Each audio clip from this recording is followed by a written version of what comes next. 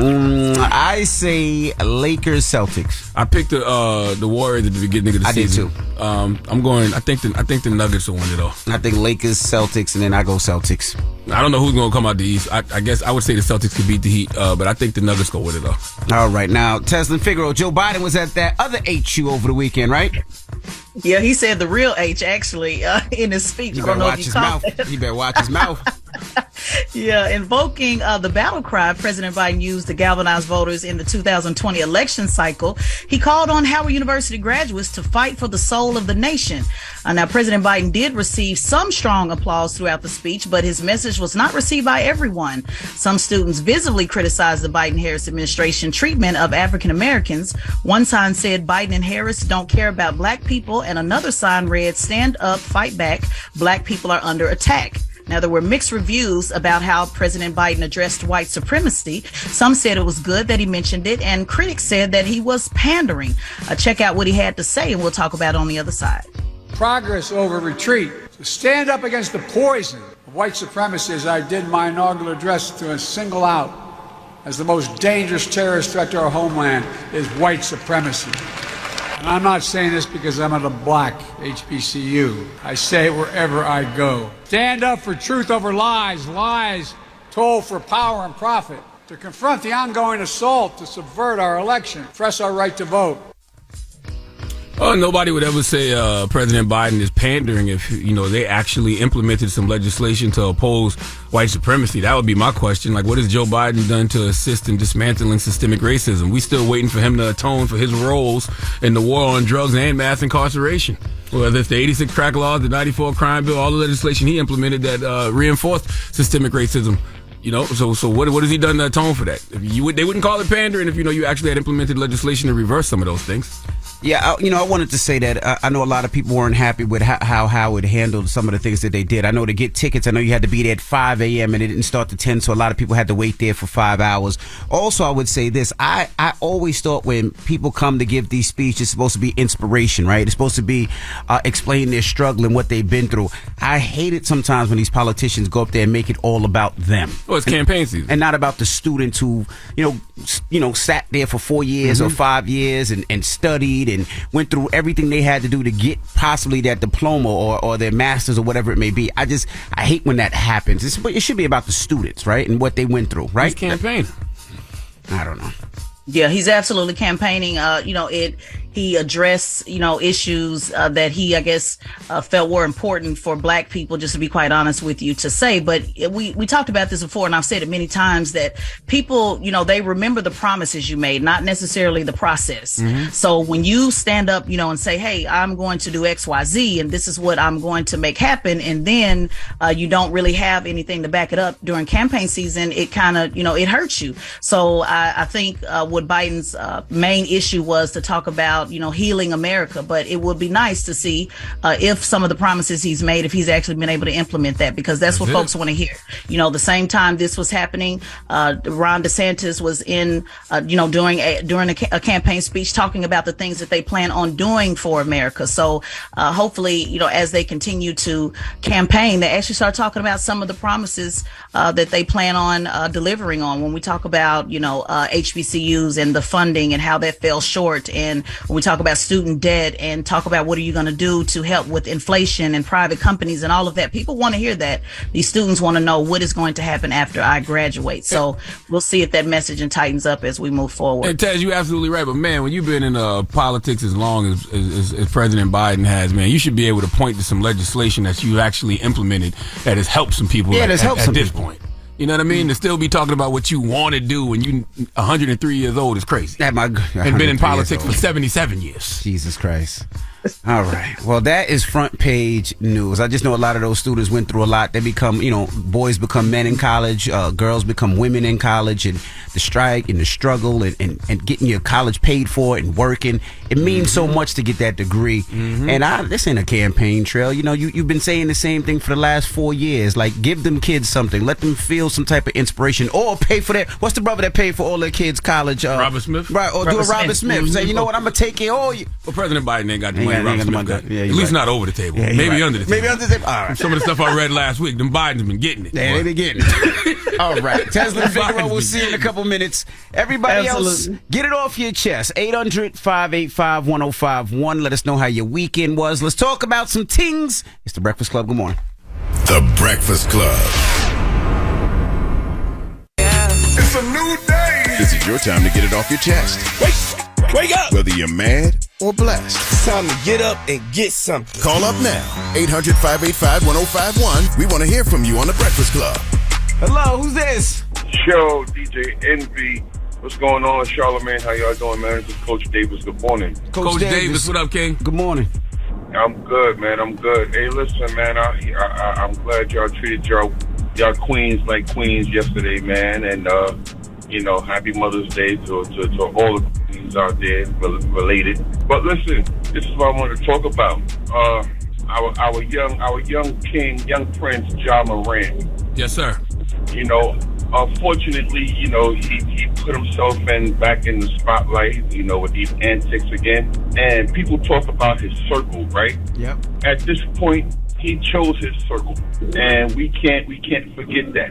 But this is what I think. Here's my take on it. I think the young man is coming to the pressure of being a star in the NBA. Not everybody's built like that, and I don't think the pressure is coming from within. I think it's coming from without. And by that I mean I think there's pressures dealing maybe familial pressures, because we see that I think his father loves him being in the NBA more than he loves to be in the NBA.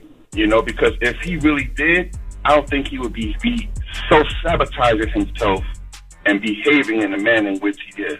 I mean, it's definitely self-sabotage. It's definitely self-sabotage, and I agree with you. You know what I'm saying? We can't point to anything in this situation to blame except for Ja Morant. You can't point to his father. You can't point to his circle.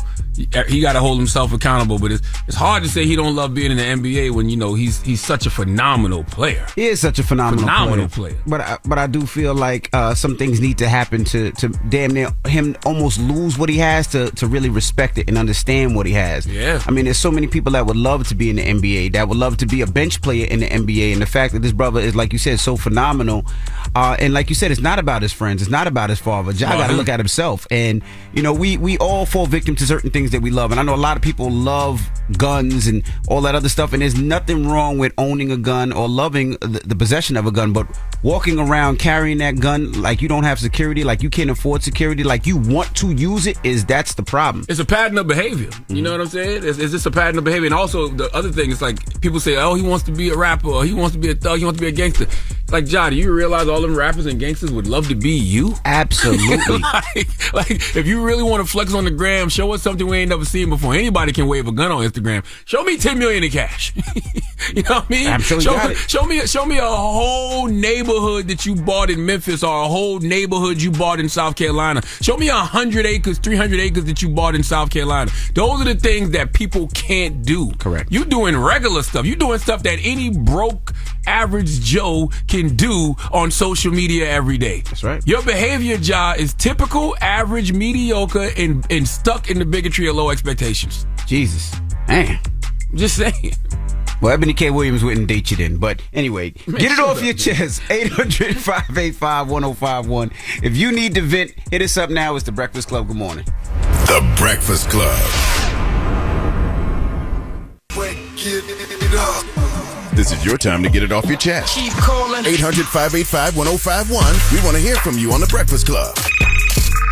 Hello, who's this? Good morning, Envy. Morning. Was this Trav? Yes, it is. What up, Trav? What's up, Star? Peace, sis. What's happening? Is this y'all two today? Yeah, Yes, just sir. us today. Don't sound disappointed by that. Hey, you know what I wanted to ask you, Trav? Trav, I wanted to ask you, right? As a P1 Breakfast Club listener, as one of the listeners that other listeners know, who has been your favorite guest host so far? I never asked you that.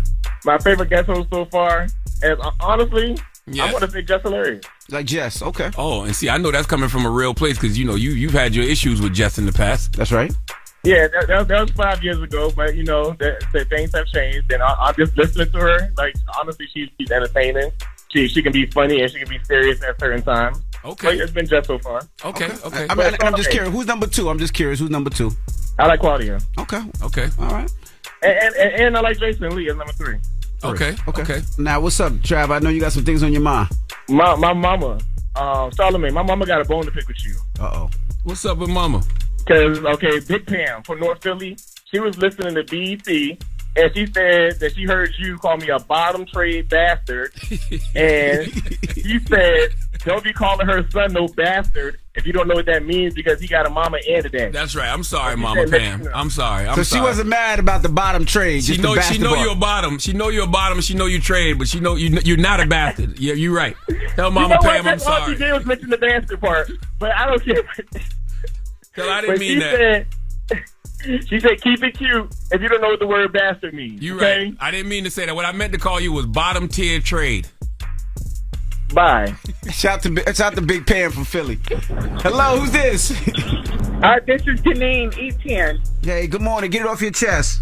So the Biden administration, I think there's a lot that they failed on, especially addressing issues with a lot of African American women in the construction trade, especially me as a small business owner. I never got the platform until now to let somebody hear my story. And I would like to see if I could come on the show to address some of my issues with my case. We've experienced a lot of problems with oversight in this administration and the past administration, and nobody is doing anything about it. Nobody's addressing it. These politicians, they don't do their jobs. They go to work and they get in this bubble and they don't listen to the American people, the constituents of the United States. You want to talk about an insurrection? This is an insurrection on the American people. Damn. So these are issues that need to be addressed in our communities and in this administration and past administration. So let's address them. Okay, well, I'm going to put you on hold to talk to our producer, man, to get more information, okay? All right. Hello, who's this? This is James calling from North Carolina. Hey, James, get it off your chest. What part of North Carolina you calling from, man? Fayetteville. Okay, I was in North Carolina this weekend. I was in Greensboro. Oh, okay. Well, you was down for the wrestling joint, or? No. I got my peoples was down there celebrating my people's born day. My good sister Dolly Bishop. Oh, okay. Yeah, that's what's up. Yeah, salute to everybody who listens to us on Hot 102.9 in Greensboro. Yeah. Good morning to everybody there, yeah. Mm-hmm. Yeah. All right, but get it off your chest, brother. I wanted to, why is it that our culture, man, like the hip-hop culture, is like flaky when it comes to big name clothing brands that were like black owned? Like back in the 90s, you remember we had Fat Farm, FUBU, Carl Kanai, stuff like that, and like hip hop artists were big enough to, representing them and stuff, wearing their clothing and in their videos, interviews, stuff like that. But now it's like you don't see that. They're wearing these Gucci and Prada and Louis Vuitton, all this other stuff. These names that's been out for decades. And they're still relevant. Well, shout some of the black businesses out there. Go ahead. Well, I'm saying like Carl Kanai, he's still selling clothing, man. Yeah, well, shout to Carl Kanai, shout to FUBU, shout to all those brands. But what new brands you wearing now, brother? I really ain't had any new brands. I ain't been seeing any new brands like that. I can give you a few. Like right now, I'm wearing a pair of Art Meets Chaos jeans.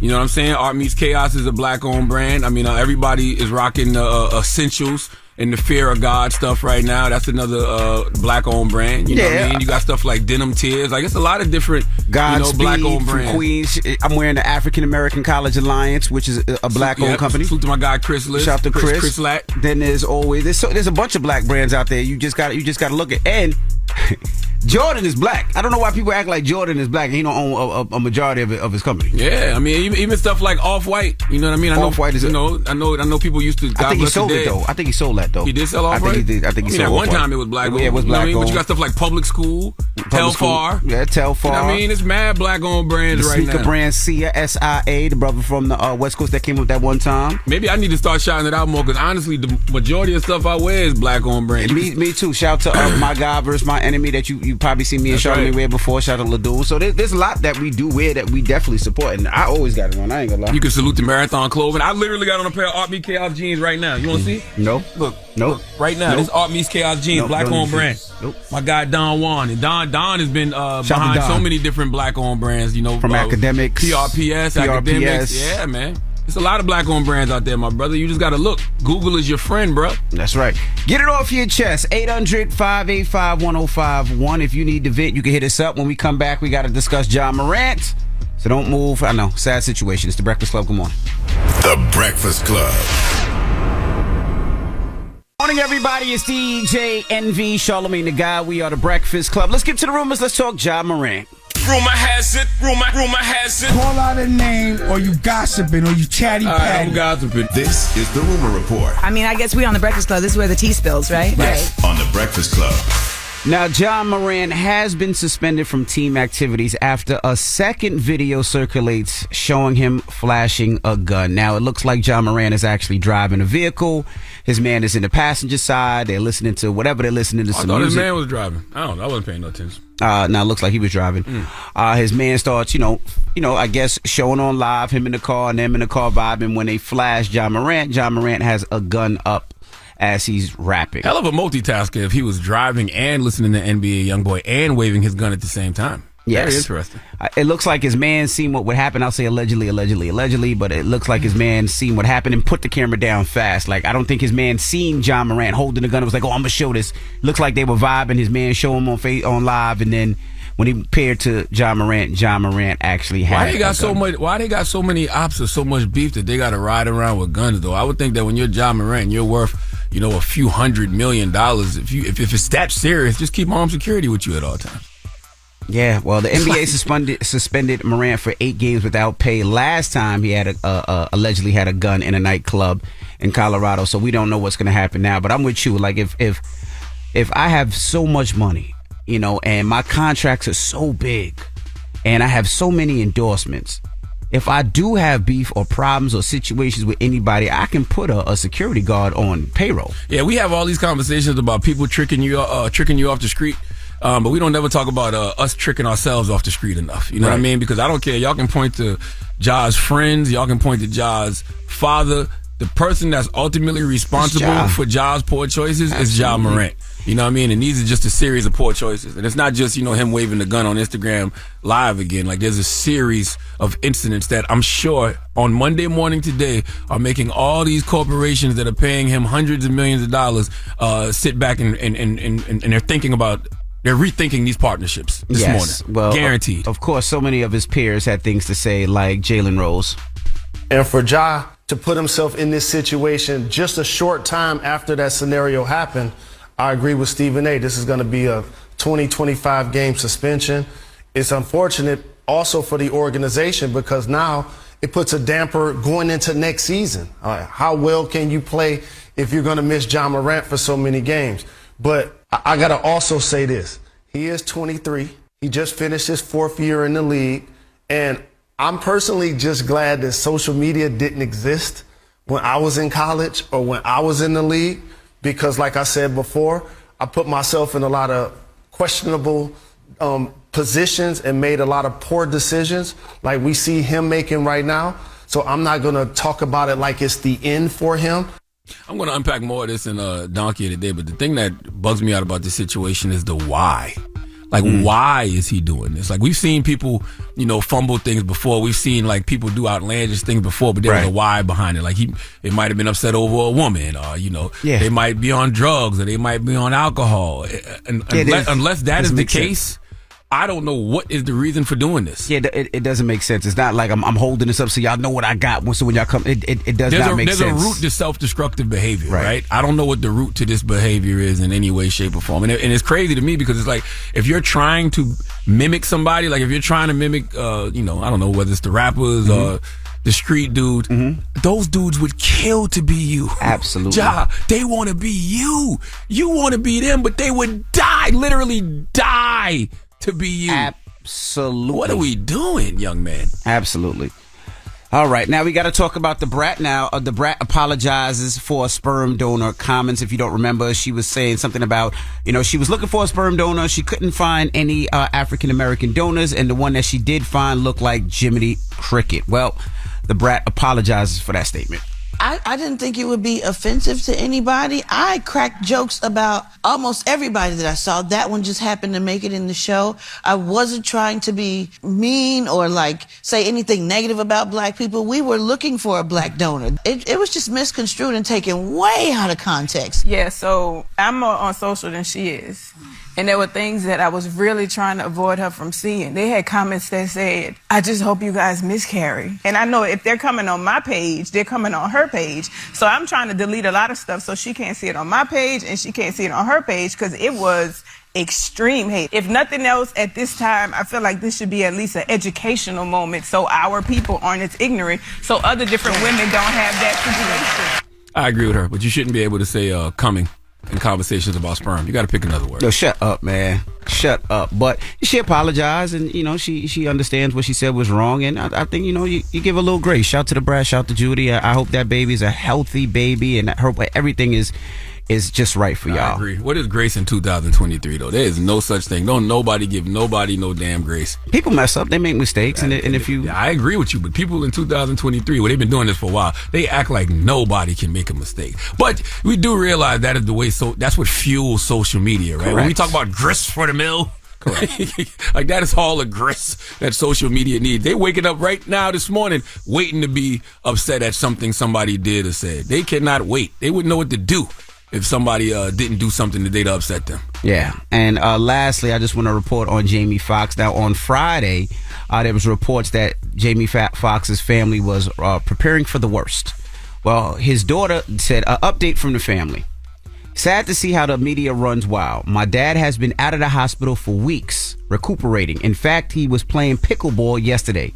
Thanks for everyone's prayers and supports. We have an exciting work announcement coming next week, too. What the hell is pickleball? It's like if you think of tennis, but the court is a lot smaller. And it's Donnell Rawlins plays it all the time. I know it's like a new sport that they've been doing. No dropping the clues bombs for Jamie Foxx.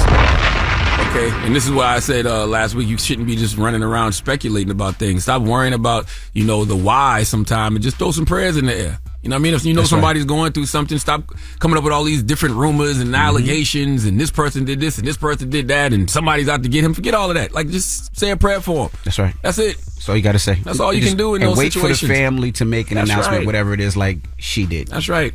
All right. And Donnell out there playing butt-naked pickleball somewhere. I didn't say butt-naked. I just said pickleball. Oh. Pickleball sounds like a sport you would play butt-naked. Donnell. It definitely does. All right. Well, that is your rumor report. And next time, I want to open up the phone lines. 800-585-1051. I want to say again, salute to all the mothers out there. I hope you guys had an amazing Mother's Day. But for us fathers out there, it might not have been as amazing. We try. You understand what I'm saying? Fathers try to give y'all the day off. We try to just make it a nice, relaxing day for y'all, but then we get into the mode of having to deal with them kids and realizing we don't know a damn thing. So I don't know where nothing's at. So after front page news, we want to take some of the calls from them dads out there that had a horrible time this Mother's Day that couldn't figure it out, that we realize how important a mom is. Because I can't do here. Listen, no. I can't do here. I always know how important my wife is. You know what I mean? But the moral of the story is there's nothing that makes you feel more defeated than when you're trying to figure it out and you have to still call your wife when you know she's trying to relax. I can't do hair. I don't know what outfits my daughters should be wearing or my son should wear. I don't know what fits anymore. And the kids know you don't know what you're doing. Yes, I don't know when I cut the meat paws a certain way. They're like, that's not how mommy does it. Watch your mouth. Talk about my kids. 800-585-1051. You gonna ask your wife how to cut the meat? 800-585-1051. We want to talk to the dads out there. What's wrong with you, man? That is something you should ask your wife about. You know what? I mean, that is something you should ask your wife about. Front page news is the Breakfast Club. Good morning. The Breakfast Club. Your mornings will never be the same. Our audible pick of the day is The Space Within. Jessica Chastain, Bobby Cannavale, and an all-star cast are on board for this supernatural audio thriller. Listen when you sign up for a free trial at audible.com/Breakfast Club. Good morning, everybody. It's DJ Envy, Charlamagne the Guy. We are the Breakfast Club. Now let's get in some front page news. Tez and Figueroa is back. Good morning, Tez. Good morning. Now let's start off with some quick sports. The Heat beat the Knicks 96-92. The Heat moves on. The Lakers beat the Warriors 122-101. The Lakers move on, and the Celtics beat the 76ers 112-88. So now the Celtics take on the Heat, and the Lakers take on the Denver Nuggets. Now, let's talk about the man that choked Jordan nearly to death. Now, he raises nearly $1 million. Yes, supporters are raising defense funds for Daniel Penny, the man charged with manslaughter for killing Jordan Neely on a New York City subway. Top conservatives and the National Police Association, an advocacy group representing cops, are celebrating Daniel Penny, calling him a good Samaritan. On Twitter, Florida Governor Ron DeSantis, which is a possible 2024 presidential contender, urged followers to donate to Penny's fundraiser. He said, "Stop the left's pro-criminal agenda and take back the streets for law-abiding citizens. We stand with good Samaritans like Daniel Penny. Let's show the Marine that America has got his back." Very disturbing, guys. Yeah, very disturbing, because no man needs to lose his life unless he felt that his life was threatened. And I don't think, from what everybody's saying, Daniel Penny's life was threatened, or anybody on that train's life was threatened. So, yeah, it doesn't seem right to me. How do we feel about politicians picking sides in situations like this? Are politicians supposed to remain neutral? I feel like they should pick a side or step aside. I mean, that's the whole point of having leadership in a bully pulpit, and, you know, being able to say what is right and what is wrong. And it's so interesting you said that, Charlamagne, because actually one of the signs that someone held up at the Howard University graduation was saying to fight and speak up for Jordan Neely. That was actually one of the signs that said that someone, you know, just lost their life in New York, and what are you going to do about it? So obviously people want people to speak up. Yeah, it is interesting how, you know, in certain situations you'll see certain politicians wait until, like, I want to hear what all the facts are. Correct. I want to wait until the investigation happens, yada, yada, yada. That seems to come from the left a lot. The right be like, nope, we know who's right, we know who's wrong, right, and so we riding with them. Right. Especially what I find really, you know, when you talk about pick a side, for the police association to step in on this, I mean, that's a very clear message that they're basically saying, hey, it's okay to be to take matters into your own hand. Yeah, to be a vigilante. That's, I mean, that's literally what it's saying. So I find that really disturbing. And just really so we're clear, Jordan Neely didn't have a knife, he didn't have a gun, he didn't have anything that could actually kill somebody, right? As far as what we know, what's been available to the public so far, he did not have anything on him. He also, folks who were on there that were witness said that he was not a threat. He was throwing trash and saying, you know, he wanted to die, and he was, you know, like a lot of people with mental illness that we see all the time, you know, he was vocal, but they did not see him as a threat. Now, again, that's the information that we have that's available to us as the public. You know, I don't know if anything else might come out, you know, as they continue the investigation, but as of now, he was not a threat. Now we got to talk about this Florida teenager convicted of first-degree murder, and his mom. Yes, coming out of Mother's Day, this mother tried to help her son get away with murder. 38-year-old Crystal Smith, the mother of Aiden Fucci, a Florida teenager convicted of first-degree murder for stabbing a 13-year-old to death in 2021, changed her plea Friday from not guilty to no contest on charges of evidence tampering, a third-degree felony, which is punishable by up to 5 years in prison. Now, her son was charged as an adult, and he's currently serving life in prison, and authorities have accused Smith of washing a pair of bloody jeans her son wore after the crime. Officials say that Fucci, who was 14 at the time, stabbed Tristan Bailey more than 100 times, and Stacey Bailey, who was the mother of Fucci's victim, addressed Smith during Friday's hearing. She said, "I also pray that you will reflect upon your actions while you are without your children on this Mother's Day." Well, but one thing about a mom, but that mom probably didn't even ask no questions. She just saw them jeans and saw that they was dirty and just got to washing. Dirty? You know what I mean? Bloody? That's what I'm saying. But in her mind, she probably was like, why is these jeans so dirty? Is this blood? She ain't probably asked no questions. She probably just got to washing them damn jeans. Yeah, I think it was probably beyond dirty, though. They said it was soaked with blood. So damn. You don't think she knew that it was blood? I'm sure she did, but the fact that she even still chose to wash them shows you a mother's love, man. Yeah, but even though, I mean, you take any, but the fact that this 14-year-old was charged as an adult is kind of wild. I mean, that's the wild thing. And now he deserves some type of punishment. But the fact that a 14-year-old is charged as an adult, we all do stupid things at 13 and 14-year-olds. And I get it. He stabbed somebody 100 times. But as an adult, just seems like a lot. That child is going through problems, and that child needs some mental help. But to charge him even as an with adult, him stabbing 114 times, though, isn't he? He's 14 years old. Like that child has problems. Like you're right, they're gonna sort it out in the penitentiary. He's gonna sort out all the problems in the because he stabbed the girl 114 times, and she just going back to the victim sustained 49 defense wounds to her head, arms. Oh, he's got to be held accountable. He got to be held accountable. He's got to be held accountable. I'm with you 100%. He's got to be held accountable. I mean, I just he's a boy. He's a little boy at 14 years old. Like he's not developed, and I don't know what happened or the case, but I just. I thought that was the whole purpose of charging as a child and charged as an adult. Like, how do you all of a sudden say this 14-year-old is now charged as an adult? Yeah, but I don't think you should charge him as a child and then he gets out in 4 years at 18 because if what you're saying is true and he definitely does have some mental health issues, that ain't gonna be sorted out in 4 years. No, not at all. Especially when you see the type of crime he committed at 14. But do you give a 14-year-old life? I don't know if you give him life. I don't know. I don't know, man. He took a life. I don't know. That's difficult. That's complicated. I really don't know. I don't know. What do you think, Tess?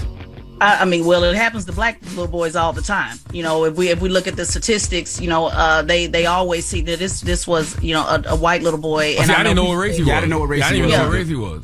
Yeah, let's play a game. Guess what race it is? Probably would have lost because you probably would have thought he was black. And I know people say, why do you keep bringing race into it? Well, because that has everything to do with the criminal justice system and how we're charged or overcharged and seen at our young men are seen as adults. And so there are plenty of 14, 15, 16, 17-year-olds that are charged, as adults for murder. So when we look at life, though, that could be a 30-year sentence to 20-year sentence. It's not necessarily to the end of one's life. But I think in this particular situation, when I dug into the case, this was not about retaliation, revenge. It wasn't a crime of passion. He just did this just because. Well, no, it can't be just because, though, Ted. Like, something got to be wrong. Right? Oh, well, we know something's definitely wrong with it, but I'm saying this wasn't like a crime of passion or a break. None of it is justifiable, but I'm saying this literally was just, he just said, hey, I want to kill somebody. And he just randomly just took this young lady's life for no reason at all. He just said, I felt like killing somebody. Yeah, so something mentally is off. Something's mentally is off. For sure.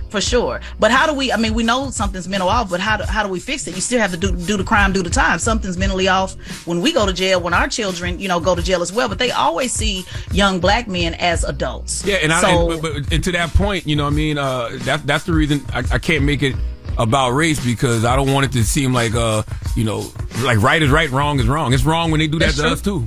You know what I mean? Like that's absolutely wrong. It's wrong when they do that to us as well. So it's like, if the justice system is broken, right, and something has to happen to this 14-year-old, which it should. Correct. I just don't know what it should be. I just don't know how they decide, because you have, you charge somebody as a child, you charge it as an adult, right? At 18, you're supposed to be charged as an adult, correct?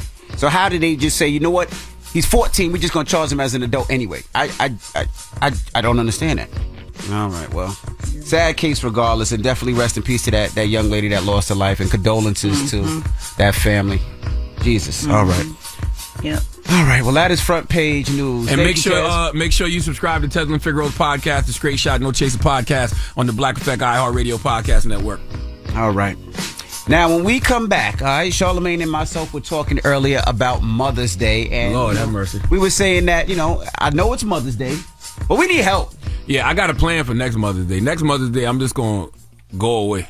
Like you really got to just take your wife and just send her off to. That ain't gonna work. That ain't gonna work, because then you stuck with the kids. Yeah, you got the kids for that time. I need you. You know what? I might just have to. And it's hard, right? Because you can't even hire the babysitters and the nannies because they moms. You know what I mean? They got kids. We got to figure this Mother's Day. All right, 800-585-1051. We'll speak to the fellas out there. How was your Mother's Day? Was your Mother's Day as difficult as mine and difficult as Charlamagne? You got to figure this out. Did you have to do everything, the cleaning, the cooking? You got to cut the kids' stuff up, get them ready for school, make sure their snacks is packed in the morning. If they had games, you had to be at the games. Did you have to do all that yesterday? Salute to all the fathers who know what they're doing, because I'm not one of them. All right. We'll talk about it when we come back. It's The Breakfast Club. Good morning. 800-585-1051. The Breakfast Club. Steady calling my phone. It's topic time. Call 800-585-1051 to join into the discussion with The Breakfast Club. Morning, everybody. It's DJ Envy, Charlamagne the Guy. We are the Breakfast Club. Now, if you just joined us, happy Mother's Day to all the moms out there. I hope you had an amazing Sunday yesterday. But for us dads, it was difficult. It was tough. But we tried, though. You know what I'm saying? And, yes. I was out of town all weekend. You were, too. Yep. Envy, me and the wife was out of town celebrating our good sister, Dolly Bishop, on her born day. And we got back Sunday. So, in my mind, I'm like, damn, I'm just going to try to make my wife's day as relaxing as possible, because I think the number one thing that most mothers want on Mother's Day is to have to do nothing. Correct. To disconnect, to not have to deal with none of the kids. But that's just impossible when you have dads who don't know what the hell to do. That's true. I am one of those fathers. Me too. Okay, I ordered the food out. You know what I mean? But then you got to plate the food. And when you plate the food, you got to cut the food up, because you realize, damn, my 4-year-old just can't bite into a lobster tail, can she? No. You know what I mean? No. And then when they don't want the lobster, and you like, well, all we got is some grilled chicken. You want some chicken? And they say they want some chicken. Then they say they don't want no chicken because now their stomach hurt. I don't know how to handle any of that. That's too much pressure for me. That is a lot. And like you said, yeah, I did the same thing. I ordered food. Shout to Vibes in Queens. I ordered food from them. But yeah, once my wife said, you know what, I'm just going to relax, and she went upstairs to just relax and chill, it was tough because I had to take my kids out, and I don't know how to do hair. I'm bad at doing hair. So hair was out. Boom. That's one. Two, my kids are very picky. I don't know what they eat because my wife usually handles it. When I go to a restaurant, my wife orders for everybody, not me. My wife even orders for me. I'm not gonna lie. My wife knows what I like. So that was a struggle. Then, like you said, I had to cut the meat and the different things. I don't know. Then they gonna have the nerve to tell me that's not how mom cuts it. Oh, I know that's not how mom cuts it. That don't offend me. Oh, when my kids come to me and say that's not how mom does such and such, that don't offend me in no way, shape, or form. The only thing I say is I'm not your mama. You know what I mean? I'm not your mama. And then you know what I immediately go do? I go get your mama. Right. They did that to me last night when I was just trying to get them to brush their teeth. You know what I mean? Because I'm thinking, my 1-year-old don't know how to brush her teeth yet, so I'm sitting there trying to brush her teeth. She keeps trying to grab the toothbrush from me. And then my 7-year-old is like, yo, she knows how to brush her own teeth. And I'm like, really? Yeah. I don't know if she really did. You don't know if she really did. You know what I mean? And so later on, my wife was like, did they brush their teeth? You know what I said? I think so. When she said, did they eat? I said, I think so. The food was on the plate. Yeah. You know what I mean? So for the toothbrush, I do the test, right? I be like, I say, come here, let me smell your breath. Okay, it smells good enough. You brush your teeth. I don't care how them kids breath smell. Yo, you are crazy. You are crazy. They going to bed anyway. And then put the baby to sleep. So I didn't, then now I got a 17-month-old, so I got to put the baby to sleep. That's when I couldn't do it no more, because I tried to do everything my wife does. I tried to rub the blankie. I tried to put it on my chest. None of that worked. Oh, see, I woke my wife up and like, look, you got to help me now. Our baby is 18 months old. My 17. 19 months. I'm just gonna say one. All right. Okay. That's easy. Okay. Well, let's go to the phone line. Hello, who's this? It's Xavier. How you doing, man? Good morning. What's up, brother? How you feeling?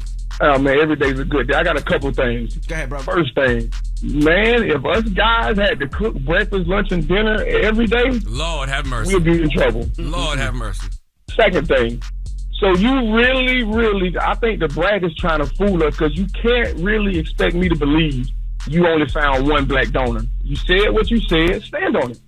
Well, no, it is true that black sperm they do need more black sperm donors. I heard that way before the Brad said it. No, absolutely. Hello, who's this? It is a black sperm donor shortage. Yo, DJ Envy.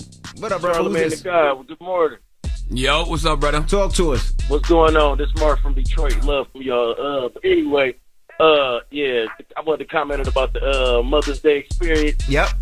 As a dad, it was cool, but then it got rough, man. I got a 2-year-old baby. I ain't know what to put on her. I ain't know how to do her hair. I ain't know what shoes to put on. I ain't know where her shoes was at.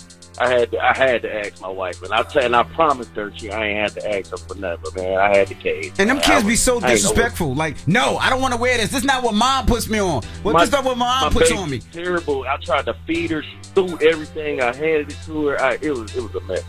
It was a mess. But I made it better. You know what I'm saying? I took my wife a nice dinner, so it turned out great. So. And that's why that's why men got to stop acting like women don't do much.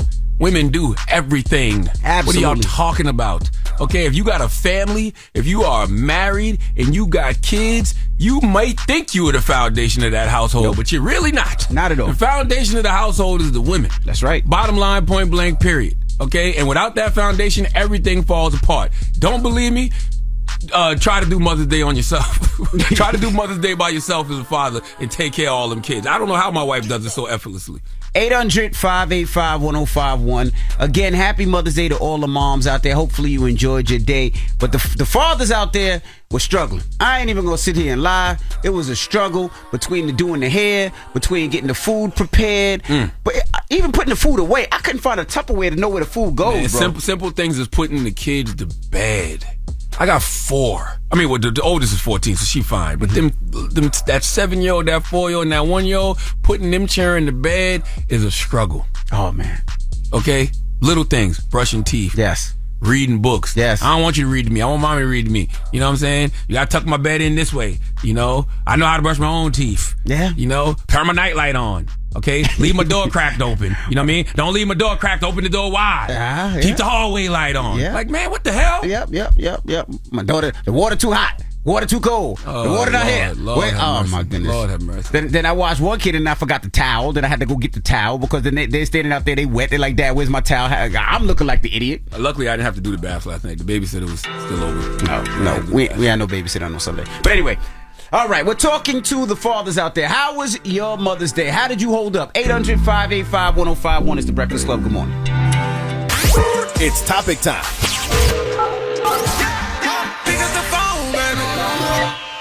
Call 800-585-1051 to join into the discussion with the Breakfast Club.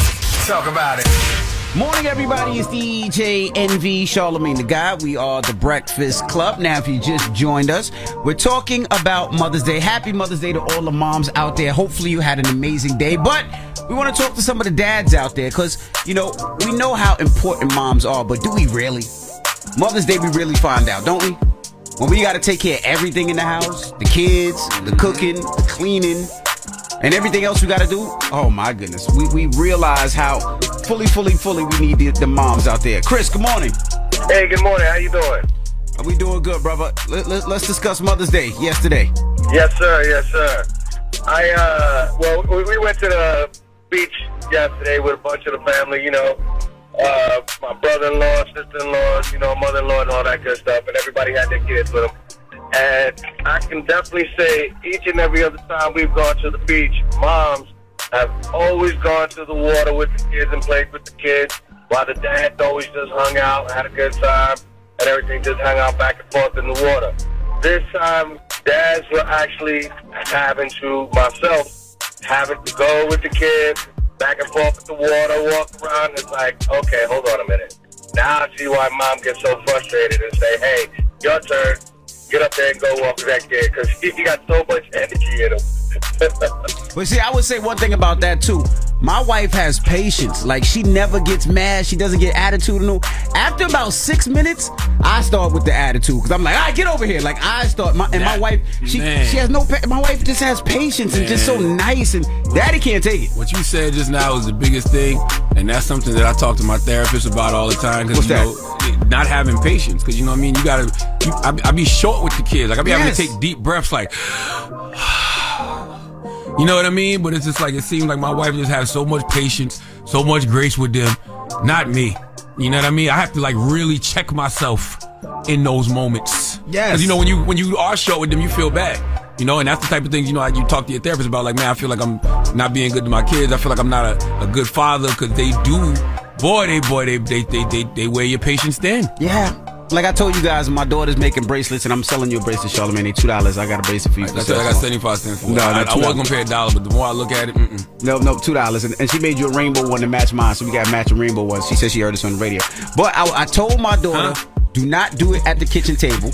She does it at the kitchen table, and all the beads go all over the place. So I'm starting to wild out, because I told you, don't do it. But they kids. My wife be like, no, baby, we pick it up, we clean it up together. No, I'm not cleaning up nothing. She made the mess, she gotta pick it up. And they're kids. And see, what we don't realize sometimes as parents, because we old, at our big ages, right? We don't realize that they just kids. Like, we're really getting upset at things we haven't taught them. Now, correct. This is something I learned in therapy about me. This is one of the reasons I had issues with my pops. I used to feel like my pops would discipline me for things they never taught me. Mm-hmm. So after we teach them, if they continue to mess up after that, then we have the right to, maybe raise our voices a little bit. Okay. But before that, I don't think so. Hello, who's this?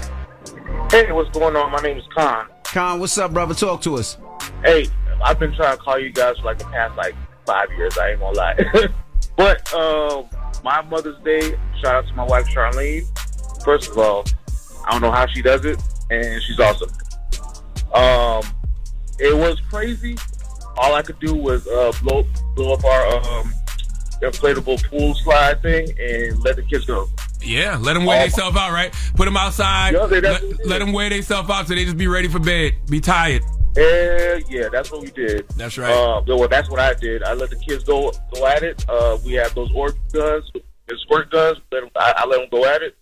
I tried to cook for her, and she was already full. She ate. They had mimosas and moms next door, and I just let her do what she did, man. Hey, shout out to both of you guys, man. You guys do an awesome job. Thank you, brother.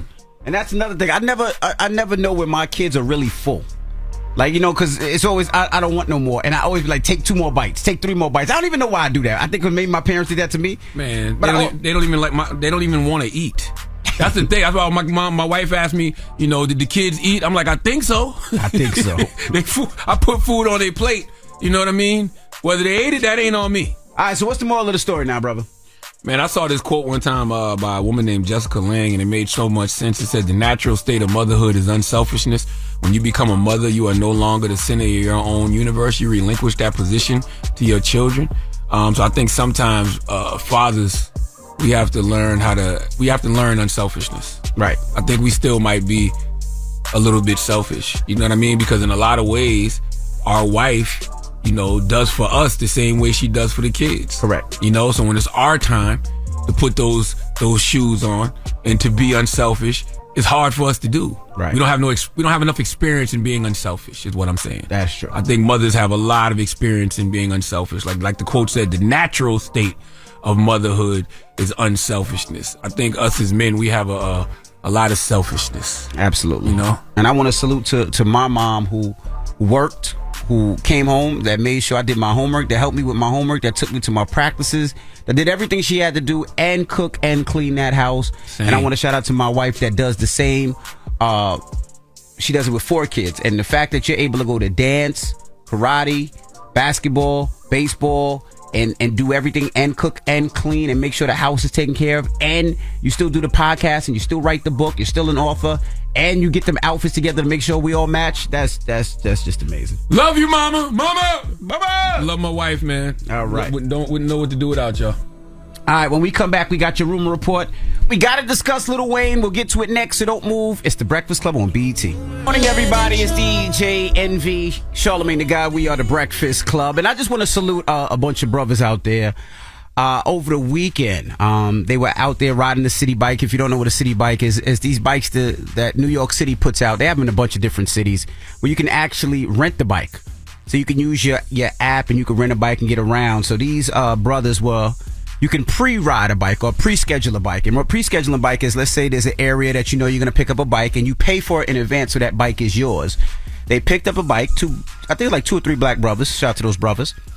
And as they were getting this bike, an employee from Bellevue Hospital, I don't know if she was a nurse or whatever she does there. Her name is Sarah Jane Comrie.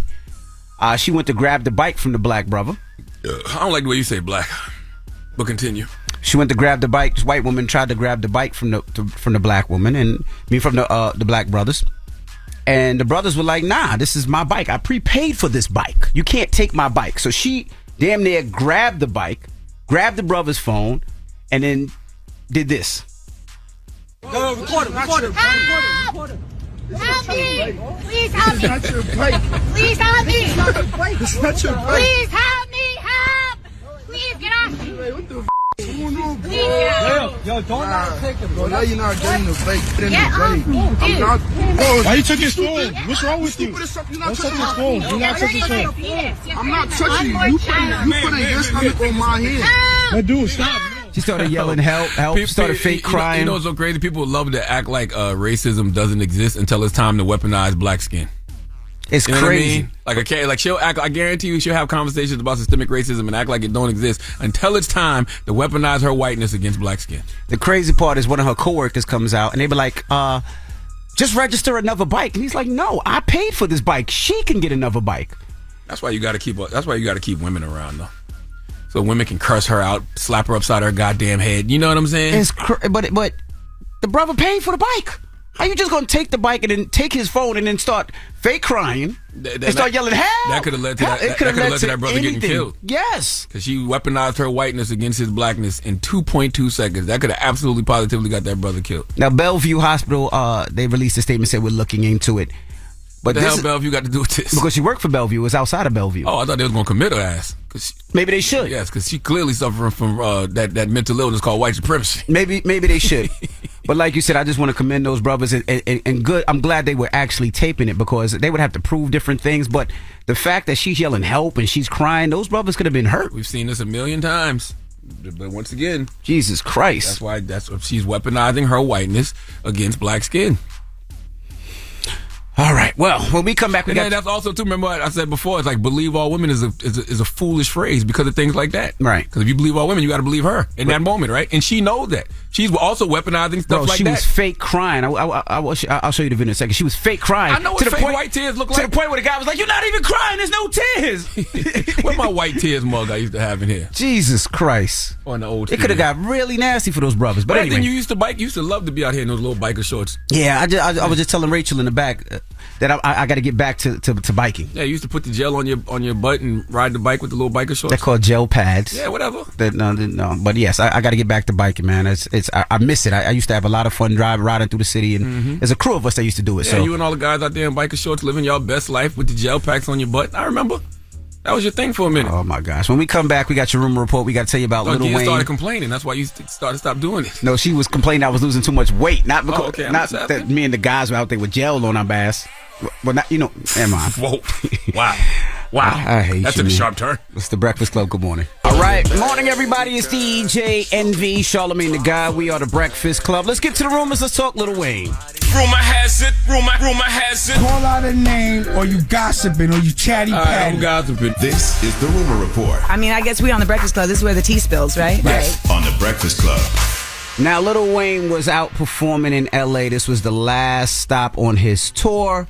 I seen 2 Chainz, I seen Chris Brown there, and he was performing. And I guess during his performance, he does a brief intermission where he lets Young Money artists come on out like Little Twist. And this is what happened. I'm gonna bring out my little bro. You know what I mean? Like my little skin image. We call him Little Twist. Where you at, man?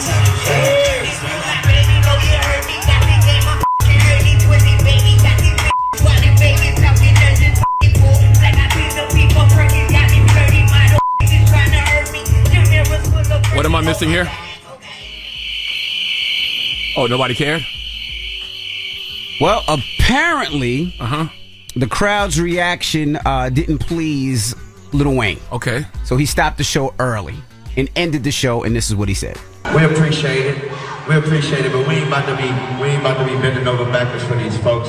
We work too hard for this shit. We work way too hard. This is my motherfucking artist, Adam. That was Twist. That was Josh. We are Young Money. We appreciate y'all time.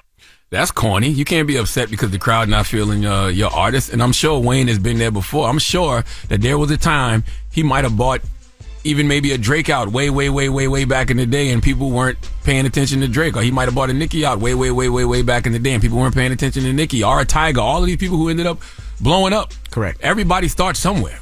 You know what I mean? And Lil Twist been at it for a long time. So if people not feeling Twist, at this moment, whose fault is that? Yeah. You can't force things on people. I think that is corny because people paid to see Lil Wayne They perform. get paid to see you, Lil Wayne. And by the way, you're not going to make them love the artist anymore because they always say people never forget what you did to them. What they say, people will forget what you did, but they won't forget how you made them feel. Correct. In that moment, because they weren't feeling Lil Twist and the other artists, you made them feel bad for it. They never gonna be checking for them people now. At least not that crowd. Yeah, nah, not at all. But the problem is, like you said, people paid good money to see Lil Wayne and wanted to see Lil Wayne. And I get it when artists perform. Sometimes they bring their new artists out so they can get that look, so that hopefully people can feel them. But in some cases, it doesn't happen. But you never know. I just want to let you know, 50 would never. 50 would never. Shut up. Sitting there trying to think why the hell you said that. It just hit me why you said that. You still on that 50 versus Wayne I'm versus... just joking, man. You know what I mean? Now, Jonathan Majors allegedly is dating actress Megan Good. Now, you know, he's 33. Tell me more, girl. Megan Good. Get your fan from this one. My goodness. You out here just spilling tea about people's relationships. Let me hear more. Well, there. All right. Now, so as I was telling you, Jonathan Majors, we know him as 33. Megan, you know him as 33? He's 33 years old. Megan Good is 41 years old. Now, you know he got into a little trouble the last couple of months, but now they're saying that he has a romance with Megan Good. They were seen out and about in Los Angeles. Last weekend, they went to see a movie, and allegedly they went out to some lunch, and photographers and paparazzi caught them together. And how is this making our life better? How this? It doesn't. This is the rule. It's just how is this piece of information benefiting anybody's life? It's just a rumor report. So they're saying Major's romance with Good comes about after he was arrested in March in connection with an alleged domestic dispute. Now they're saying that it looks like things are passed on with his ex, and it looks like he might be dating Megan Good. How you feel about that one? You said that 5 times. I know. That's all I got. I don't feel any way about it. You don't like it? I don't care. You don't care? No. You wanted rumors. I gave you rumors. You did. That was a good one. That's a juicy one. That's a good grist. Some good grist for the mill. That's all. That's all I was trying to do. All right. And that is your rumor report. Yeah. Why we got these fans up? Because you was feeling some of that tea, girl. You know what I mean? Now, 4 after the hour, Donkey of the Day. We need Ja Morant to come to the front of the congregation. We like to have a word with him. This is a very teachable moment, I believe. So let's talk about it. All right. And then we're going to open up the phone lines after that. That's right. 800-585-1051. We'll do it after Charlamagne's Donkey of the Day, so don't move. It's The Breakfast Club. Good morning. The Breakfast Club. Your mornings will never be the same. Where's the best place to listen? It's Audible, the home of storytelling. Hear the latest audiobooks, podcasts, and exclusive originals on wellness, motivation, and music. You name it, you can find it on Audible. Sign up for 30 days free at audible.com/breakfast club. I was born a donkey. It's the Donkey of the Day. Look at these donkeys. Bunch of jackasses. That's time for the Donkey of the Day. That's pretty funny. Charlamagne the devil? Possibly. The Breakfast Club. Yes, Donkey of the Day for Monday, May 15th goes to my South Carolina brethren, Ja Morant. If you haven't heard, the Memphis Grizzlies have suspended Ja Morant from all team activities after a video showed him holding a gun on Instagram Live. I know you think you're experiencing deja vu right now, but you're not. Okay, just 2 months ago, Ja was suspended for 8 games by NBA Commissioner Adam Silver for holding a gun in a Denver strip club. So yes, this is Ja Morant waving a gun on IG Live again. For whatever reason, who the hell knows? But let's go to WFAA ABC 8 for the news report, please.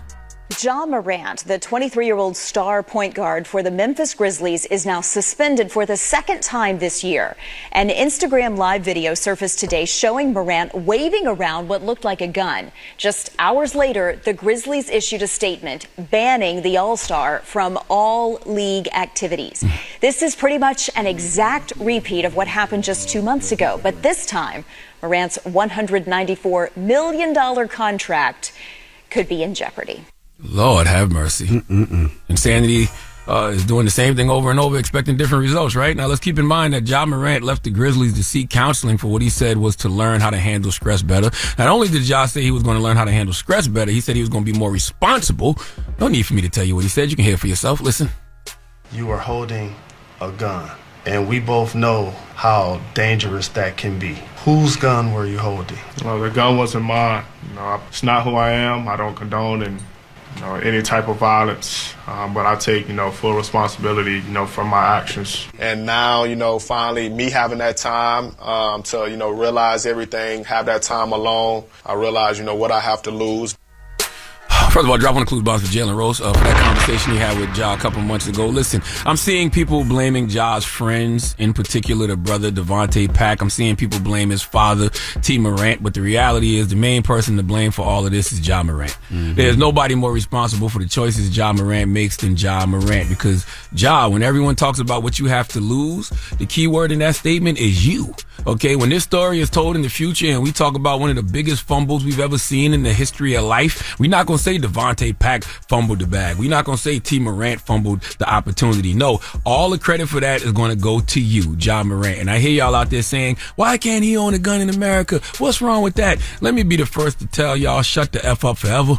Of course you can own a gun in America. We 2A all day, but that's not what this is about. This is about you needing to stop speaking about this from your perspective, okay? Because what you're not understanding is Ja is not just an individual, he's a business. And in business, there's morality clauses, and anything a company feels is damaging to the brand is in violation of that morality clause. And Ja is also the face of the NBA. In the NBA, violation of the morality clause is anything that is harmful to relationships with fans, sponsors, and broadcast partnerships. All of y'all out there saying there's nothing wrong with Ja waving a gun, none of y'all are the potential face of the NBA.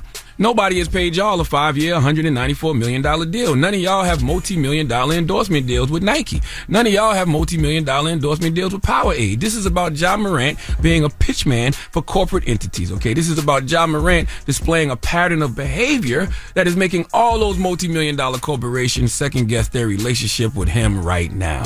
Okay, the brother already lost about $40 million because he didn't make the All-NBA teams this season. Because of that, he's not eligible for the Supermax contract. If you don't think that he didn't get voted on those teams because of his off-the-court behavior, you're nuts. Okay, and that's what we should be talking about. I don't understand. All right, we are always in such a rush to make excuses for poor behavior. I don't want Ja Morant to lose everything, but I'm not going to sit around and co-sign self-destructive behavior either. Okay, because the sad part about what Ja is doing, it's not new.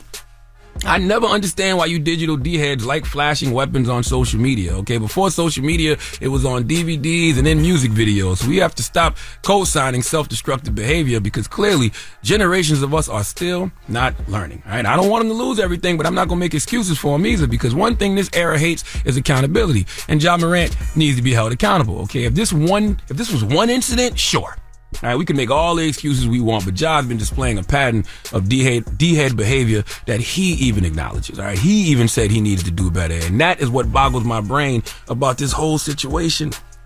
I don't understand the why. Okay, when you know better but choose not to do better, what is going on in Ja Morant's head that he can't help himself? We've seen people fumble bags before, but there's been reasoning behind it, right? We've seen people be emotional over losing a woman. We've seen people make dumb decisions on drugs. We've seen them make dumb decisions on alcohol. We've seen this type of behavior Ja's displaying from your favorite rappers. But even with that, as stupid as it is, we understand because they selling a gangster image, a gangster lifestyle. It's dumb as hell, but it's on brand. Ja, this isn't your brand. You're not a gangster. You're not a rapper. In fact, all the gangsters in the world, all the rappers in the world would trade places with you in a heartbeat. All right, this is what I don't understand. You trying to be them when they would love to be you. All right, you're making hundreds of millions of legal dollars. Do you think these street rappers and street N-words and gangsters are doing that? This is why I don't understand why you choosing to be like everybody else, okay? Anybody can get on IG Live, throw on some NBA YoungBoy, and flash a gun. But not everybody can do what you do. All right, you want to flex for real? Go buy 500 acres of land in South Carolina. Go build affordable housing in Memphis. Put that on Instagram Live, okay? When you different, you should flex different, but you out here acting like everybody else. You out here being typical and average and mediocre and stuck in the bigotry of low expectations, and none of us can figure out why. If it came out today that Ja Morant had a drug problem, an alcohol problem, that would make all of us feel better because now we got a reason to the why and we can go get him some help. Okay, he's choosing to make these poor decisions and none of us can understand the reasoning. All right, I refuse to believe that this is just who this young man is. Okay, and Ja being young is not an excuse. You know why? Because he, in his field, has enough examples of people who've done it right. LeBron James, Steph Curry. All right, there's a certain level of discipline that has to come with people in his position. All right, and there's enough examples of people who've done it right for him to learn from. And once again, I don't want to hear about his friends. I don't want to hear about his father. All right, there's nobody who is ultimately responsible for Ja's choices but Ja. All right, you are Ja Morant, not Ja St. Patrick. Okay, not Ja Gotti. You're not even Ja Rule. Okay, life is a matter of choices, and every choice you make makes you. And you're about to make yourself one of the most tragic stories in NBA history if you don't figure it out. Mm-hmm. Please let Remy Ma give Ja Morant the biggest hee-haw. Hee-haw, you stupid motherfucker. Are you dumb? I don't understand. Maybe the people can help me understand. I don't know. I don't get it, though. All right. I don't get it. Well, we're going to take your calls now, but before we do, we got to say BET. We'll see you guys tomorrow. Peace, BET. Everybody else, let's open up the phone lines. Let's discuss. 800-585-1051. What are your thoughts? What the hell do y'all think is going on with Ja Morant? I don't know. Maybe y'all can make me understand. I don't know. And if you've seen the video, you understand that They were taping. The brother that was at whoever was man or his friend. Devontae Patrick is his name. Okay, he was taping beforehand, so it wasn't like it was a surprise. Devontae Pack, I mean. It wasn't like it was a surprise, like, oh man, you got me. No, it wasn't a surprise. They're taping in the car. And then he goes off Ja for a second. It goes back to Ja, and allegedly Ja got the gun in his hand. Allegedly? I'm going to say allegedly. Okay. All right. I'm Ja. If I'm Ja, I'm going to say it's AI. I'm going to say, I really didn't do it. I'm going to say it's That was ChatGPT. What are y'all talking about? Yeah, boy, it had nothing to do with me. But once again, we got to stop making excuses. You're right. And, you got to hold the brother accountable. He needs to be held accountable because we don't want to see him crash and burn. But boy, he's on course to crash and burn. Yeah, I don't want to see him lose all that, man. No, he man. can take care of his family, his friends, his community. From Dalzell, South Carolina. That town is smaller than where I'm from in South Carolina. Never been there. Monk's Corner. It's way smaller than Monk's Corner. Never been there. Like, come on, man. You just say you got dirt roads. They got mad dirt roads? I'm sure they do. All right. Well, let's open up the phone lines. 800-585-1051. Let's discuss. It's The Breakfast Club. Good morning. The Breakfast Club. Steady calling my phone. It's topic time. Call 800-585-1051 to join into the discussion with The Breakfast Club. Morning, everybody. It's DJ NV, Charlamagne the Guy. We are The Breakfast Club. Now, if you just join us, Charlamagne gave Ja Morant Donkey of the Day. Yes, indeed. And now, we open up the phone lines, 800-585-1051, and just asking your thoughts. I mean, I think it's very sad. I think he's about to lose a lot. I'm hoping that he can change and can turn it around. I just don't understand why. And what you said in the Donkey today is the truth. Like these people that you're idolizing and trying to be like, whether it's your rappers, whether it's the street dudes, they would change everything, give everything away to be in your predicament. They want to be you. To be in your position. You want to be them, but they want to be you. The fact that you're in the NBA and really you don't got no street beef. It's not like you're a drug dealer and you got to worry about other drug dealers. You ain't a rapper. You ain't got to worry about other rappers or where you came from. You are making, I think they said he's set to make $233 million. No, he didn't make that. And the reason he didn't make that is because he didn't make the All-NBA team this year. So he lost $40 million. He had a 5-year, $194 million deal with the Memphis Grizzlies, but being that he didn't make any All-NBA teams this year, he didn't make the extra $40 million, so he's not eligible for the Supermax contract no more. You don't think that they didn't vote him in because of his off-the-court behavior? Of course. Of course. So that's already costing you money, tens of millions of dollars. Let me tell y'all something, man. You know how hard it is to make $1 million? Very difficult. You know how hard it is to make $2? Yes. Do you know how hard it is to make $100, $200 million, $300 million? Yeah. Come on, man. And you want to be like the rappers? You want to be like the gangsters? They would kill to be you, Ja. They would absolutely give up their pinky toes. They would take the guns that you be waving in your Instagram live videos and shoot their own pinky toe off if you told them they can get $300 million. Yeah, but then you also did said that it's not his friends as well. But I got to put some of the blame on his friends. Because it's also the people around you, right? And his people around you, they could be on salary, they could be getting paid, they could be a part of his team. I disagree. And it gets to the point where if you don't make it, I don't make it. So I'm going to make sure that you're not in your own way. If I'm your friend, I'm your brother, I'm your confidant, I'm on your team, and I'm with you all the time, I'm going to make sure you don't get in your own way. Yeah, but we act like we don't know if these people have been doing that. Here's the reality of the situation. In that Script Club video, Ja was the one holding up a gun. Correct. In the car, Ja was the one holding up the gun. You know what I'm saying? Like, even when they said he got into it with the 17-year-old, he punched the kid. His man punched the kid, same dude, Devontae, right? He punched the guy allegedly. But it's just like, that still doesn't put it on him, the friend. No, it doesn't. But the choices ultimately land in Ja Morant's You're lap. right, but we got to have strong friends around us, right? Charlamagne, if I'm about to do something stupid, right? Yeah. There's been times when I was about to do something stupid. What's the first thing you say? Yo, E, you shouldn't handle it that way. Yeah, but if you still do something stupid, I can't stop you. But if you see me about to do something, you're not going to stop me? You're not going to try? But if you continue to still do it, that's still on you. But you're not going to be with me while I do the stupidity. No, but I'm not. I don't think Devontae thought Ja was going to do that. I saw the way he snatched the camera away. You're right. He's like, whoa. But here's the other thing. Why y'all got guns in the car? And that's another thing. I'm not going to let you drive around with a gun in the car. I'm not doing that. Oh, if you feel like you got to have a gun, where's security? Let me call security. We got enough for it. That's right. Anywhere you going with a man that's worth, first of all, forget the $100 million. Anywhere you going with anybody where you think you need a gun, you shouldn't be there. You should not go. You should not be there. You should not go. If that $300 million man, or however much he's worth, feels like he needs to walk around with a gun, that is all the more reason to hire that man 24/7 security. Hello, who's this? Hello? Hey, what's your name, bro? Hey, my name is Vontae, man. I'm from Monk's Corner. The 843, Monk's Corner all day. What's happening? Hey, Sala, what's going on, family? What's up, fam? How are you?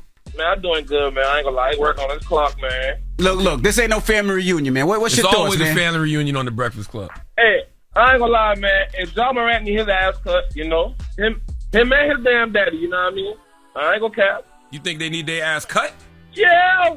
Oh, he mean cut like somebody need to beat their ass. Oh, that's what that means. To get them to act right. Yeah, Okay, he don't mean you. cut like from the team. Okay, got you. Yeah, beat their ass, bro. Ain't no way you keep doing the same slow boy. I'm with you. Now, see, let me translate for my geeky Please help me out. He's not wishing violence upon them. It's just like when you're young as a child and you got to get a beating to get some discipline. Yes. That's what he wants to happen to them in this sense. It don't have to be literally beat. You know what I mean? But he wants them to feel the consequences of their actions so they know better. Got you. But I don't think the daddy got nothing to do with this. It's all on Ja. Nah, the daddy don't have nothing to do with it. But let me ask you a question. If they do cut him for a significant amount of time, right? Let's say half a season, a full season, that might send him into a whirlwind because maybe basketball is the only thing that's keeping him focused because he has to train. He has to play. That's keeping him out of trouble. I'm scared of that, but you know what? That's the risk you got to take. And I do think he needs to be suspended for a significant amount of time. Hello, who's this? Peace. This is Red. Red, good morning, man. What's your thoughts, man? Man, listen. First of all, y'all got the greatest weight music of all time. But to get to Ja Morant, that young man needs some help, man. He's crying out. I see, unfortunately, suicide potentially. How he's committing career suicide. Yeah.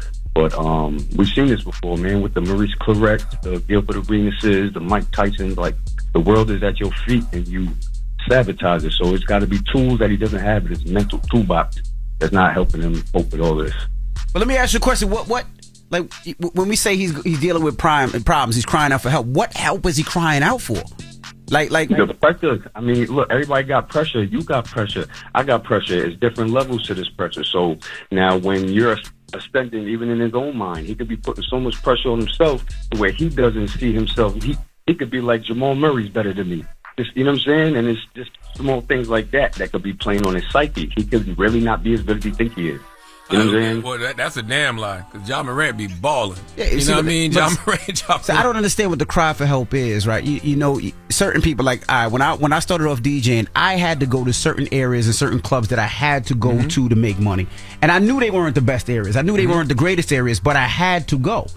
Ja Morant don't have that problem. Yeah, listen, I'm not a psychiatrist. You know what I mean? I go to too much therapy to ever be a psychiatrist. But I don't see him crying out for help. I see him just making poor choices and dumb decisions. And I don't know what is causing him to make those poor choices and dumb decisions. Like I said during Donkey of the Day, if we found out today that Ja Morant had a drug problem or an alcohol problem, it would make all the sense in the world. You know what I'm saying? Because now we got a reason as to why he's making these foolish choices. Correct. Right now, I don't understand any of it. Let's go to one more caller before we take some more calls. 800-585-1051. Hello, who's this? This is Delia from Detroit. What up, Delia? What's the deal, Envy? How you feeling? Talk to us. What's your thought on Ja Morant? I'm good. Oh, my God. I'm so disappointed in Ja Morant. I am a single parent. I grew up in a two-parent home. I promise you, I tried to make everything work with my child's father because I know the statistics against a single parent household. For him to have two parents, for them to deal what they have done for him, and for him to be crashing out like this, I'm just disappointed. Then he has a little sister that's following in his footsteps. What type of example are you showing? I mean, it's like I would trade places with you in a heartbeat, boy. And that's the scariest thing about this whole situation. Like, if you follow Ja through high school, we didn't hear about any incidents. Right. You know what I mean? There wasn't any trouble around Ja Rule. That's Ja Rule. Even in college, you didn't hear this about Ja Morant. You know what I mean? So it's just like, why wait till you make hundreds of millions of dollars in the NBA to start thugging? I will say this, though, and we talk about it all the time, it's the influence, right? Because you see all these kids that are heavily influenced by NBA YoungBoy. You see these kids heavily influenced by Chief Keef and Kodak Black and Pooh Shiesty. And that influence does it. Like, I've seen suburbia kids wear masks on their prom pictures and going on the field because they want to be like Pooh Shiesty. They don't have a thug bone in their body. Every single one of those rappers you name would trade places with Ja Morant in a heartbeat. Absolutely. Every single one of them. Without a doubt. When I say every single one of them, there is no doubt in my mind everybody you just named would trade places with him in a heartbeat. All right. Well, we're opening up the phone lines. We're talking Ja Morant. Charlamagne gave him Donkey today. What's your thoughts on the Ja Morant situation? If you don't know, allegedly he had another gun on live. That's right. So, looks like he's going to get suspended. We'll find out how and why and how long. But we're taking your calls when we come back. It's the Breakfast Club. Good morning. Call 800-585-1051 to join into the discussion with the Breakfast Club. Talk about it. Morning, everybody. It's DJ Envy, Charlamagne the Guy. We are the Breakfast Club. Now, if you just joined us, Charlamagne gave Donkey today to Ja Morant. That's right. Now, we're asking, phone lines are wide open. What are your thoughts? 800-585-1051. We have Asia on the line. Asia, good morning. Good morning, everybody. Good morning. How you feeling Good morning, this morning? Asia. I'm feeling. How y'all feeling? Good. Bless, black, and highly favored. So, I'm from Memphis, and this is typical behavior. Shout out to my city, though. I love y'all. I have a problem. Like, yes, we should put all the accountability on him, but I have a problem with his circle because none of the people in my circle, famous, public figures, social media influencers, but we still hold each other accountable. Bad behavior is not acceptable, and portraying an image that you're not is also not acceptable. But we're not going to let each other get into situations that will be like this. Like, he got millions, hundreds of millions of dollars on the table. He has brand endorsements. He has a lot of stuff on his whole career ahead of him. That's right. I feel like as your circle, they should have told you, you just got out of the heat with this last situation. Lay low. Chill out for a minute. Just lay low. You don't need to do nothing. You don't need to be on social media. You don't need to do none of that. But how do we know how do we know his circle not telling him that, though? That's why I say it ultimately, all of this falls on Ja. I get everything y'all saying about his circle and his family and everything else, but this is ultimately up to him. Yeah, and you're right. But see, that's the thing. When it comes down to holding somebody accountable and you see they're not willing to listen, you're supposed to dissociate yourself from them. You're not even supposed to be around them no more. Let him be out there by himself. Because now, even though his friend did move the phone real quick, they're still putting it on his friend. Like, why would you even be recording him? Not even knowing what he's finna do. But it wasn't a surprise. It wasn't like his friend surprised him and started taping. They were taping before that, so he knew it was being taped. But like Charlamagne said, it's on Ja. Yeah, his friends should be a lot smarter, but at the end of the day, it's on Ja. Now, if you're a mentor out in Memphis? I'm virtual now, but yes, I started in Memphis. How many kids you got out there in Memphis? 15 virtually. All right, I'm doing my car show there in 2 weeks, so I would love to give you some tickets so your students could come to the car show for free and get VIP passes, get there early and all that other stuff, if that's cool with you. Oh, yeah, that's cool with me. That's what's up. I appreciate that. All right, hold on, and I'll get all your information. I have my assistant hit you up, right? Hold on, okay? All right. I'm going to be honest with you, man. The only thing worse than Ja's behavior is Zion Williams' outfits. Yo, shut up, man. Zion, I love you, bro. Get a stylist. Hello, who's this? Oh, hello, it's B-Mo from the Metro. Hey, what's up, brother? 803, what's happening? South Carolina heavy this morning. What's your thoughts, brother, on Ja Morant? Of course, as we should be, because, we're very endearing to Ja. Like, we know how important he is to the city, to the state and stuff like that. But what he's doing is awful. It's like, and I think his dad is on Phil away because he's the one who trained him in the backyard, jumping through tires and doing all of this stuff. If Ja were to lose all of this, he's going to feel resentment towards his dad because he is so connected to his journey and helping him get there. Well, he shouldn't feel no resentment towards his dad because his dad got him there. You know what I mean? But they always, what do they say? Your talent will take you places where your character can't sustain you. At some point, the parent isn't responsible for Ja no more. And if you ask me, Ja's father is not responsible for Ja no more. Ja I hate when people talk about Ja's dad, right? He did great. Ja's dad did great. He did what he was supposed to do. He got him out of South Carolina, made him a number 2 household pick name. in the NBA draft, He gave him a career. He trained him. He kept him out of trouble. His dad did what he was supposed to do. And if that's my son, I'm at every game too. I trained him. Yes, I'm there. I'm supporting my son. The problem, like it or love it, who cares? But the problem with Ja now is he's an adult. He is an adult. So being that he's an adult, he don't have nobody, holding his hand. Correct. And saying you need to do this, you need to do that. So that's why I keep telling y'all, at the end of the day, it's ultimately on Ja. Hello, who's this? Hey, this is Artist. How are you? Hey, Artist. Good morning. What's your thoughts? Talking Ja Morant this morning. Yes. Well, I feel like money doesn't equate morality. And so even though money's on the line and he's making money, he's young, he's probably living his dreams or maybe what his parents wanted him to do, it doesn't mean that he's going to be such a great person. So, personally, I wouldn't want to trade myself with somebody who doesn't have good morality. It's like men who have families and children, but they're really gay. It's like, you cannot change a person's inside. Whoa. What the hell was that? Yeah, I don't know where you went with that one. What the hell? Listen, first of all, I don't think what Ja is doing is immoral. I think what Ja is doing is stupid. Dumb. You know what I'm saying? So it's not a matter of morality. Even though we use terms like morality clause, that's just the language that's in these corporate contracts. I don't think what he's doing is immoral. I think what he's doing is dumb and stupid. And this is about business. Because if it wasn't about business, we wouldn't be having these conversations. If this wasn't going to cost him hundreds of millions of dollars, we wouldn't care. Right. You know what I mean? Like, let him do whatever he wants to do. But the fact that we know this is going to possibly cost him hundreds of millions of dollars, maybe cost him a career, nobody wants to see that. And nobody here is saying cancel him, right? Because I hear people cancel. No, nobody wants to cancel him. He's a young man. He's making a bunch of dumb mistakes, and I'm praying that he can change it around because he can influence a lot of kids out there. He made a bunch of bad mistakes. He made a bunch of bad decisions, and I'm praying that he could change that. Hello, who's this? Hello? Emerson. Emerson, what's up? Talk to us.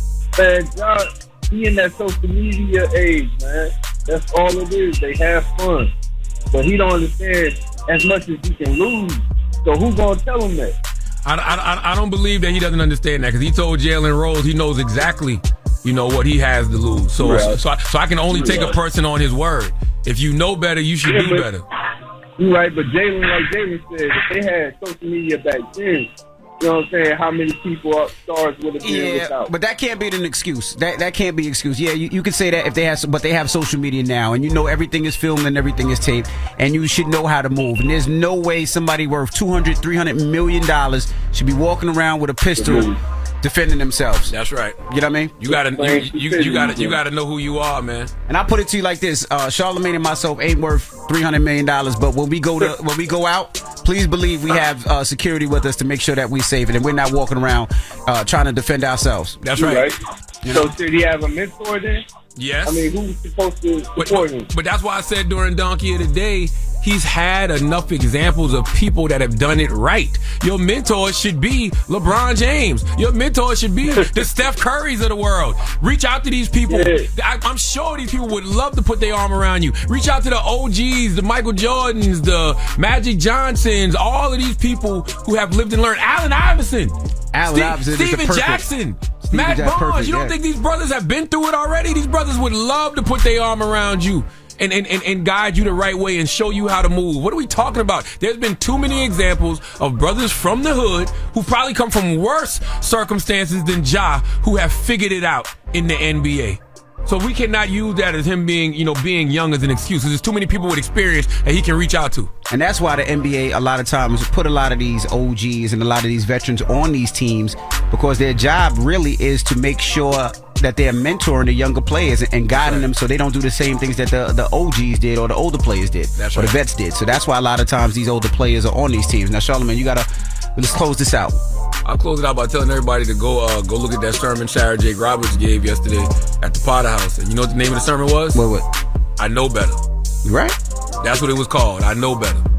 Go listen to that sermon, and you'll understand why it's called I Know Better. All right. Well, let's get to the rumors now. Rumor has it. Call out a name, or you gossiping, or you chatty patty. I'm gossiping. This is the Rumor Report. I mean, I guess we on the Breakfast Club. This is where the tea spills, right? Yes, on the Breakfast Club. Now, I don't want to exhaust this, but Fat Joe had some strong words for Ja Morant and his crew, so I just want to get that on. Shout to Fat Joe. He's trying hard to go play for Turkey or China or Serbia, Montenegro. He's trying hard to get kicked out the NBA. And those guys that's with you, they not your people's job. Anybody telling you or pointing you in the direction of ignorance, it's not with you. It's 25-30 game suspension. Who knows? You're not going to get rid of him because he's so talented. And if he do it one more time? No, you're going to get rid of him. Not now. They sent Allen Iverson to Turkey, bro. AI. I get it, bro. I get it, but No, sir. Stephon Marbury was getting $200 million. They sent him to China. And him and AI wasn't waving guns. I mean, Joe's not wrong, but I mean, AI, that was way after their NBA career was over when they went to Turkey and all of that stuff like that.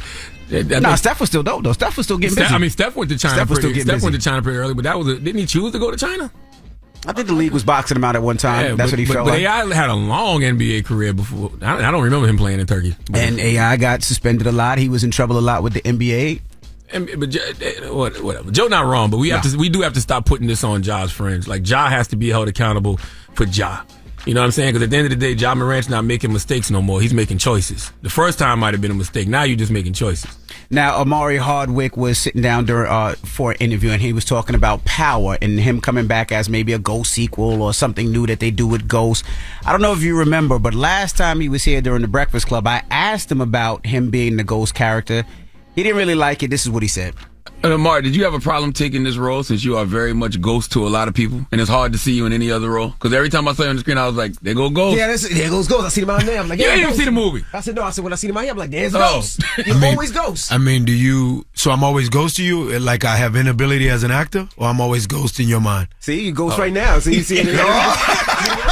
I had to back up.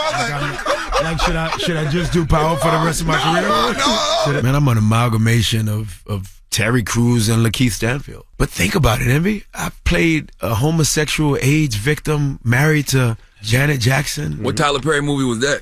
For Color Girls. That's played, right. I mean, there's 15-year career. It's just so funny. People goes like, I guess so much. Once Ghost happened, it just they love, so that it just and it's cool. Like it's pretty fascinating. Well, he talks about possibly coming back for Ghost and maybe doing something else with that whole Power franchise. It would have to just be the perfect thing. They asked me before to come back. They asked me in the last year and a half to come back. When I was offered this. When I was in Boston reading this script, I was in Boston saying, okay, then this. And then then this went to Stars, and then they didn't come back giving me what I wanted on the then this. So if they gave me the then this. It's a possibility. Yeah, they're right that. I mean, I would have loved to see it, but I don't want to see it now because he done blew the surprise. You know what I'm saying? I would like this. If he popped up on an episode of Power, I would have wanted to be like a surprise. Like, oh. But, now that we're expecting it, I guess it's not going to happen. I guess that then this is financial. Well, he talks about him and how he felt he was treated there. I've never made what I should have made. Never. On the back end. Period. It's happening now, finally. Up to that point, though, in your career, you still weren't making money where you were taking loans? On Power, I never got that. And the end of it, never, right? Never. How much do you think I made a week? An episode? So you had to, at least 150. No, then you got it right. First time I've ever disclosed it. 50 and Courtney, I'll thank you forever. But all of them know he didn't really make no money. Yeah, so Amari feels like he wasn't paid what he was supposed to be paid. But everything, what people say is always a negotiation, right? Mm-hmm. You negotiate what you want. He was the biggest character at the time when he was on Power. I think he should have got paid what he thought he was worth, and if they didn't feel like it was worth that, then they move on to another series, right? Mm-hmm. Mm-hmm. I was sitting there thinking too, man, because I'm still stuck on the Fat Joe thing. What he said about Allen Iverson and Stephon Marbury. The reason those weren't good examples is because they both played in the NBA for 17 years. Right. Like that, they played in the NBA for a long time. Ja Morant's only in his 4th year. Now, if Ja Morant gets shipped to Turkey or China after his 4th year, the NBA don't want him, which is not going to happen, by the way, because he's too talented. Right. But they're not going to, ship him to Turkey or China after his 4th season in the league. But Allen and Steph played 17 years in the NBA before they went on to play in China. I think Joey Crack was saying, Turkey. Don't get sent to one of those. But they didn't don't get sent to China. Don't get sent to Turkey. Don't get sent to wherever it is to play. Steph chose to step away from the NBA because they was trying to give him a deal with the Celtics for the veterans minimum. Right, and he didn't want to play. And he didn't want it. So he decided to step away, and then I think he went to China. Yeah. And Allen Iverson played 17 years before he went to Turkey. All right. Well, that is your rumor report. The People's Choice Mix is up next. I got to remind you guys, don't forget my car show is in 2 weeks. All right. So Memphis, pull up on me. We're doing a car show in Memphis. It's all about family. Kids 5 and under are free. There's going to be cars from Young Dolph, Key Glock, 50 Cent, myself, Bun B, and a couple of other celebrities we're about to announce. And also, there's going to be gaming trucks. There's going to be food trucks, rides, carnival games. So much going on. So if you haven't got your tickets, get your tickets. And if you live in the area, we'd love to have your car in the show. All right. It doesn't matter if you have a Honda Accord hooked up or a Bugatti. We'd love to see various different cars in the show. You can email me, DJMVCarshow@gmail.com. Click the link in my bio for more information. Let's get to the mix. The Breakfast Club. Your mornings will never be the same. With Audio titles on business, career advice, fitness, and more. Audible keeps you inspired. Whatever you're looking for. Check out all the audiobooks, podcasts, and originals you could ever want, all in one place. Sign up for 30 days free at audible.com/Breakfast Club. Good morning, everybody. It's DJ NV, Charlamagne the Guy. We are the Breakfast Club. Now, I want to shout out to everybody in Atlanta. I was out in Atlanta for the R&B picnic, which was something I've never done before, and I just thought it was a dope idea. It was about 4,000 or 5,000 people out there on the lawn, you know, just having a great time with their family. And it was about 7 DJs that provided the soundtrack, and that soundtrack was all R&B music. So shout to Red Alert, shout to Booth, shout to Mono, shout to DJ Louis V, shout to Just. There was so many DJs on. I don't even remember all the DJs on there, but we just provided the R&B soundtrack for a great day. The weather was amazing, the food was good, and I just want to say salute to everybody out there. We had a great time, and thank you guys for having me. We appreciate it, and I think they're gonna take that on a tour. I just thought that was a brilliant idea. Just think about it: picnic with your family. You got the kids, and y'all got your blankets and your everything, your food, your water, your baskets, and then the DJs just providing clean R&B music. It was just dope. So yeah, Atlanta was popping this weekend, man. They had the Strength of a Woman Festival in Summit. That's Mary J. Blige's festival. Shout to Ashana. Festival. Oh, salute to Ashana. Ashana, dope. You don't know this, but I love you so much. I respect you and everything that you do. And just the way that you have, assisted the Queen Mary J. Blige, and getting her flowers and putting her in the position that she needs to be. Ashana, I salute you so much, and I love what y'all do with the Strength of a Woman Festival. Our very own Nyla Simone, she was out there hosting the. That's right. What was it? The Amazon Stream? Somewhere Amazon Stream, the Amazon live stream or something like that. Yeah. It was her, Gia Peppers, and Free. And Free, yep. Salute to Free. So absolutely. Yeah, Free just hit me up and said it was such a pleasure working with Nyla, man. So yeah, salute to everybody that went to the Strength of Woman Festival this weekend, and ATL showed it. That's right. It was dope. So shout out to everybody out there. I mean, it was so much going on in Atlanta, and it was so nice and peaceful. And I just want to say again, salute to Ashana, salute to Mary J. Blige. That festival is amazing. I seen Don Pooh there. There was so many people around there. So salute to everybody out there. All right. And make sure to turn us on BET right now, man. Well, it's probably late in the show. Yeah, we're halfway through the show. Watch us on BET every morning at 9 a.m. That's right. All right. When we come back, we got the positive notice, the Breakfast Club. Good morning. Hey, everybody, it's DJ NV, Charlamagne the Guy. We are the Breakfast Club. Now it's time to get up out of here. Charlamagne, you got a positive note? I do, man. And the positive note is simply this. It comes from Maya Angelou, and we've been having these conversations about Ja Morant all morning. I keep telling y'all, Ja Morant is no longer making mistakes. Now he's just making choices, and they're very poor choices. But Maya Angelou once said, do the best you can until you know better. Then when you know better, do better. It's really that simple. Breakfast Club, bitches! Y'all finished or y'all done?